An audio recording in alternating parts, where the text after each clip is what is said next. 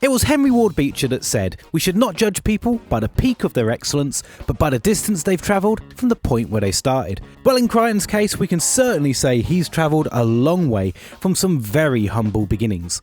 A droid constructed merely for sanitation, once barely able to do more than clean and polish, he's now exceeded all the expectations of his creators to become fully adept at laundry and ironing as well. Well, greetings fellow dwarfers, welcome to Red Dwarf Nerd, I'm Dan.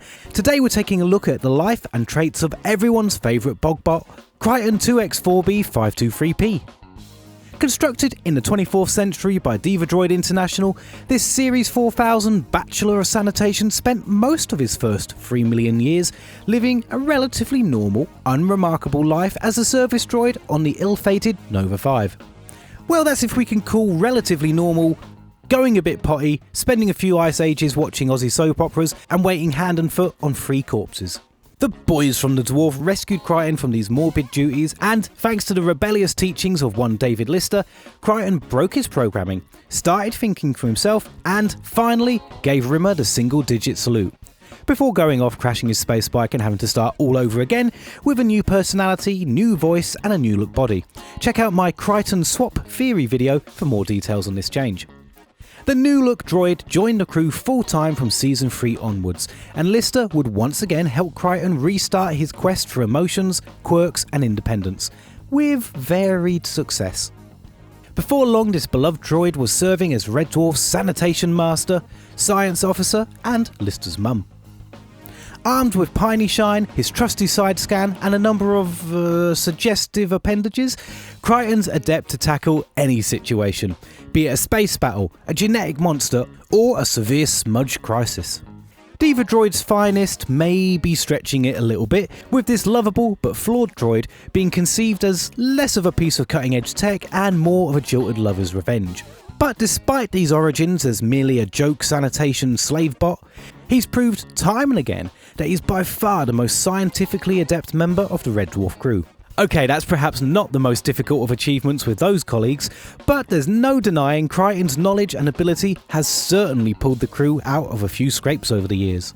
Despite abilities and understanding which easily outclass his crewmates, and despite the proud achievement of developing some independent emotions, Kryten is still compelled to obey the orders of humans in authority, even if that human happens to be the second lowest rank in the JMC, a famous half-wit and a complete smeghead.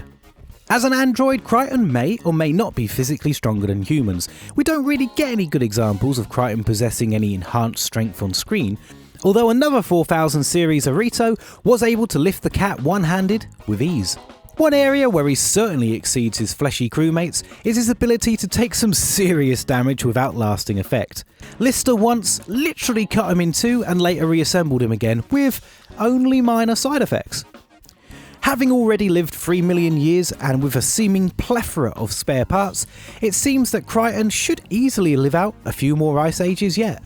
Later we hear about Kryten being able to self-repair, and in Season 7 we're told that he once possessed nanobots, miniature robots which did all the healing for him and later rebuilt Red Dwarf. So whether it's a full Nega drive blowing his top or even a brief 10 minutes in Silicon Heaven, somehow the universe's best loved novelty condom head always seems to pull through. But don't go thinking he's some immortal, impervious, infallible Ultrabot. We've seen various instances of knockout blows being struck with relative ease, and his limited memory means he occasionally needs to trash a few useless files and the odd useless goit. Speaking of his memory and mind, despite the show constantly referring to him as an android, organic components in his brain would technically qualify him as a part biological cyborg. In later episodes, he's reconnected with his own kind, had a brief but comical midlife crisis, and even been elected as the machine president aboard Red Dwarf. As president, he acts as mediator between the biological and mechanical crew members aboard ship. Which, given his part organic brain, it's a job he's perfectly suited to do, as he really can put a metallic foot in both camps. Heck, he's even got real, prior human experience, and a disturbing photo collection to prove it. So Kryten, he's lovable, brilliant and a valued member of the Red Dwarf crew, who just happens to do all the smeggy jobs. Well, there you go fellow dwarfers, I hope you enjoyed this little look at the life and traits of everyone's favourite sanitation droid, good old Kryten. If there's anything I've missed, stick it down below in the comments so other people can read it, and let us know what you thought of this video down below. Thank you guys so much for watching. Give us a thumbs up if you enjoyed it, hit subscribe if you want to see more, and use the bell icon if you want to make sure you never miss the next episode. Thank you all so much for watching. I'll see you next time, Smegheads.